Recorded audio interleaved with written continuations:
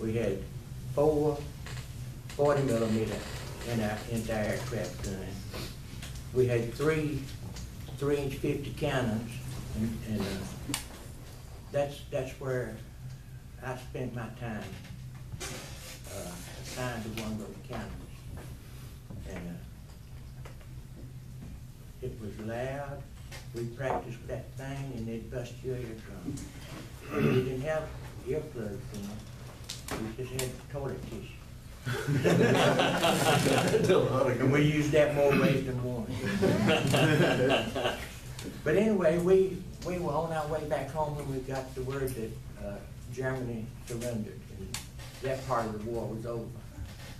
And so we headed to Boston and stayed there a couple of days, and then went south to Charleston and stayed there for a week. Went on down to Cuba. Back then, Cuba was the place to go. It was before Castro had messed it up. But anyway, we got our instructions from Charleston, South Carolina, and we went on down to the canal, the Panama Canal. And I don't remember how long it took us to get through the Panama Canal, but it was enjoyable, and that's a heavy, guarded place. At least it used to be before Jimmy Carter gave it away.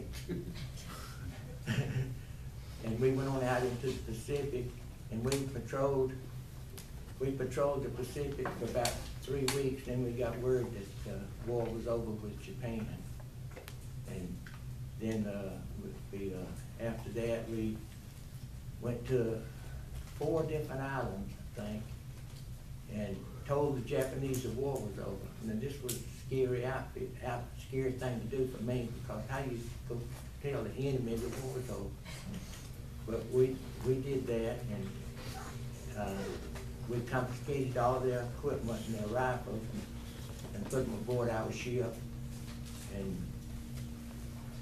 later on, when we got through with that, we went to some of these islands where the natives had left, or where they would move to, and we would get about 100 of the natives and fix a place for them to sleep and eat and go back to their home island. And were these native men or native women? I wish you could see them.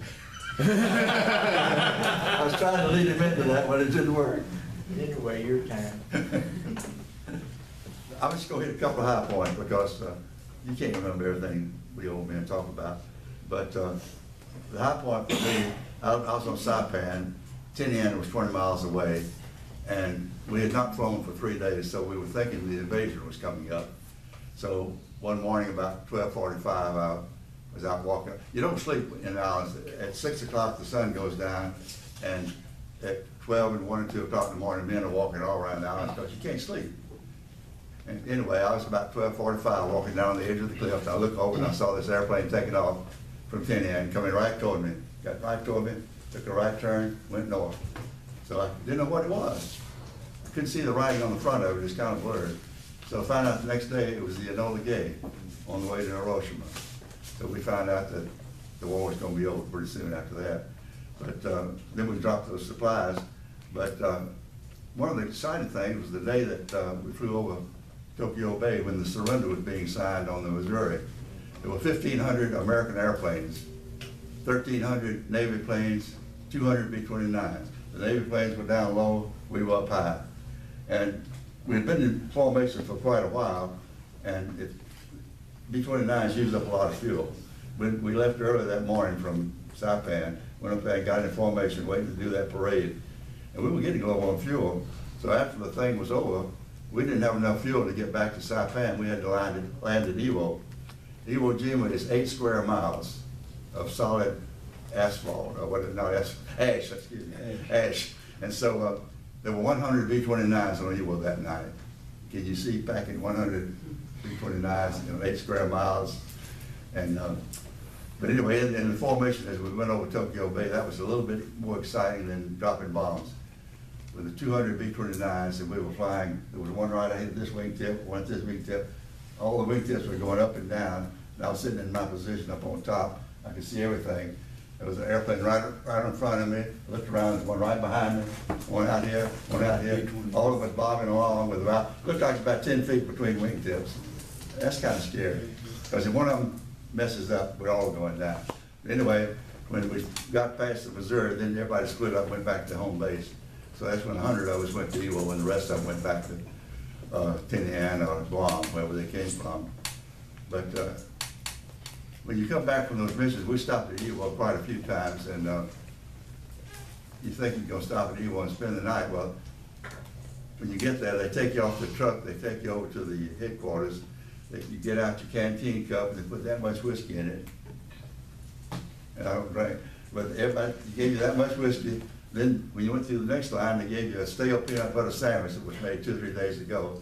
So then you get back on the truck, they take you back to the airplane, you go in, you find a nice spot, use your parachute for a pillow, and you sleep that night. And you get up the next morning, real early when the sun comes up, you get up on the wing, and you stay up on that wing till about 2 o'clock in the afternoon when they finally bring you some fuel so you can fly back. Because you've got to leave pretty soon, because you've got to get back to Saipan before dark, because there's no lights on the runways. So we always left on a mission like at 6 o'clock in the morning, you're gonna get back by 6 at night. If it was gonna be a night mission, you left at 6 at night when we were flying the night missions, dropping the firebomb. We left at 6 in the evening, got back at 6 in the morning. So that was excitement. Okay, that's my story. Your next one. You're talking about planes taking off of Saipan and Tinian, right? Right. Well, when our squadron was going on to go for the invasion of Okinawa, we sat there on Saipan one morning and watched B-29s taking off from 6 o'clock in the morning to 1 o'clock. Right. And now this is a small world. He was We were there at the over same there, time. and I was over on Saipan, I'm Tinian and Saipan. But, and about what Mr. Jack said, August the 15th was, they said, signed the surrender. Well, on August the 5th of 1945, we were flying missions over Kyushu, photographing. We were photo reconnaissance squadron. We're the ones that photographed Nagasaki, Hiroshima, and all those places, and operating with the Army. Well, we got hit by anti-aircraft on the 5th of August. I was operating a tunnel, and on the B-24 you had a tunnel hatch in the back, and we had a special camera set up there. Well, as we started in on the mission, I had to operate that camera. I was the plane captain, responsible for the plane. Anything extra to do, I did, because all the other guys had their jobs, staying on guns and everything. Well, we got hit, and my first ordnanceman was sitting on a portable camera. It's about that high, about that square at the top, and the lens about like that, watching for fighters. The two photographers down in the Bombay operating cameras, and one was in the belly gun, one's on the bow, one's on top, one's in the back. And we got hit by any aircraft that went through the airplane. I was sitting leaning against a 7-man life raft, and I just leaned forward to set it, and that shell came through, cut that life raft in half, like this bottle. Like this bottle is sitting like this, and just hit over here and just come right on through it. Well, Andy was sitting up there on that camera with his legs like this. That shell took both legs off, just wiped them out. And he never did lose conscience or anything. And what he told me, I did what I could in a hurry. And his oxygen, knocked his oxygen off. I gave him my oxygen. We was up at about 23,000 feet. Well, he told me, he said, well, I'll be running women in the state while you jokers still be out here fighting the war. And I mean, that was his attitude. But, and the sad part about it, that was on the 5th of August, and remember now, the end of it was on the 15th, the surrender. On the 8th of August, he died. And we were still flying missions up to August the 14th, that was the day before the surrender, and we were still getting anti-aircraft fire. This is a log book that that all of us had, and these were flags that we had to have, and it says that we're American flyers fighting for you and stuff, and they're still in different languages, China, and we had to carry them all the time with us when we're flying, because if we got shot down, that would be the only thing that would save us to go from one place to the other. And if y'all want to see them, it's good. Those things are over 60 years old.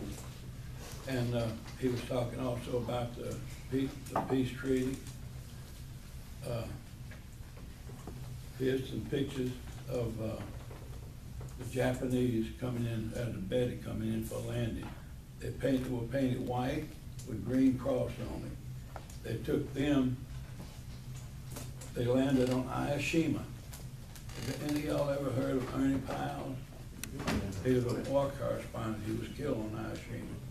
And these are pictures of the Japanese people coming to surrender. And they landed on Ayashima in a green and a white and green cross plane, and they went on from there to Guam aboard Missouri, right?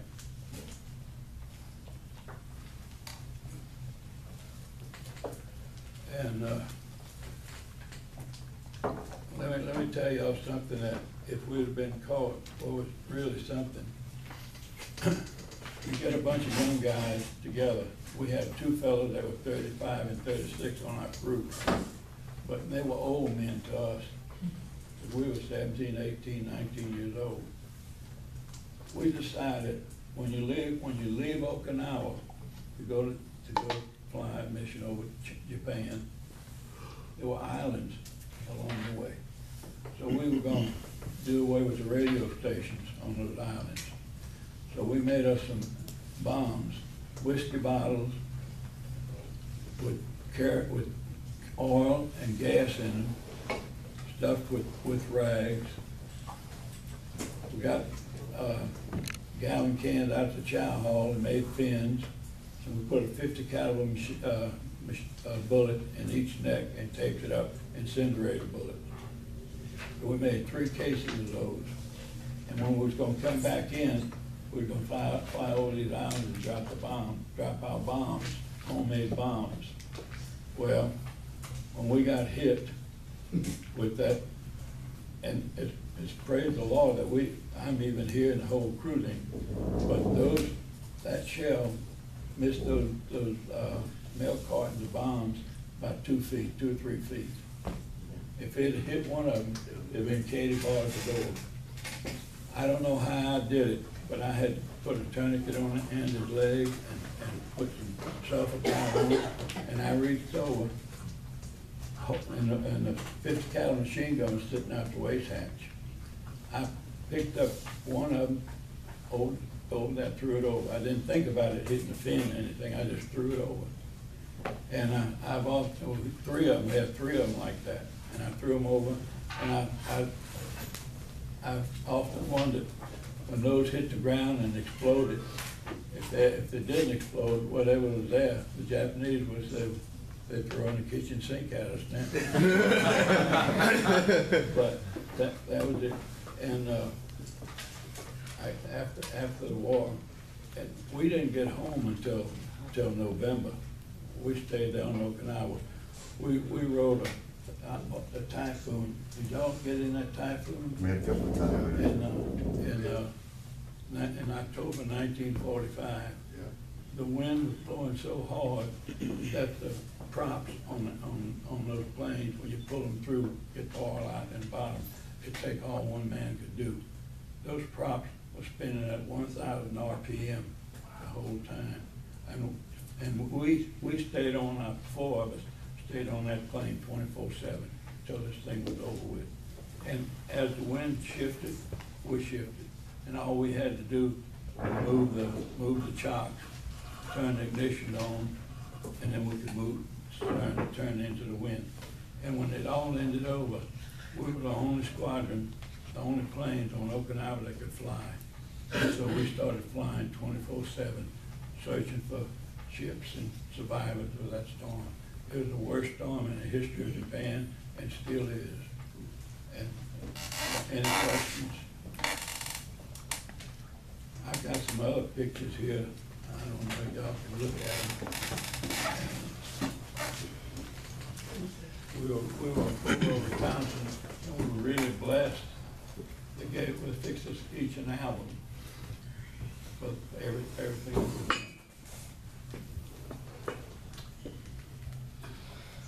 Yeah, I have a question. Where all did y'all call home before you were enlisted or drafted? Were y'all from Georgia or around this area? Alabama, Alabama? Atlanta. LaGrange, Georgia. St. James, Louisiana. You tell people you were from LaGrange? Yeah, and when I was drafted, I never had been anywhere but Holdesville.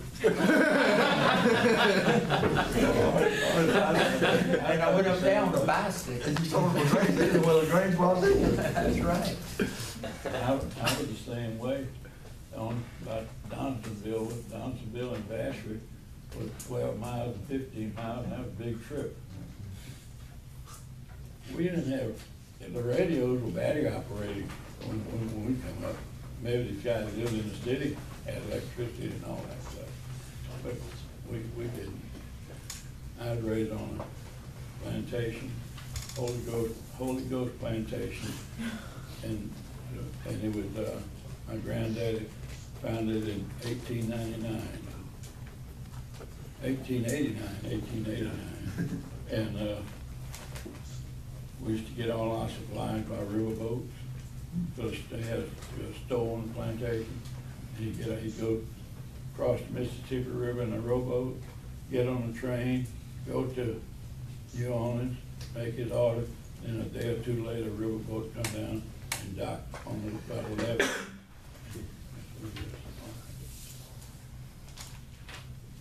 Y'all are blessed.